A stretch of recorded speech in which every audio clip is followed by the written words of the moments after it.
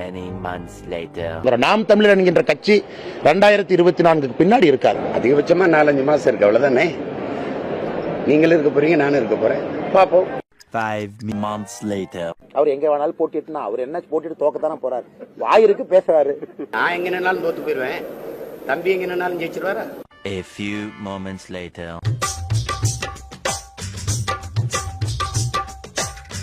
திரும்ப திரும்ப பார்த்து பார்த்து, திரும்ப திரும்ப பேசி பேசி, திரும்ப திரும்ப காதல் சொல்லும் கனவு காதலா.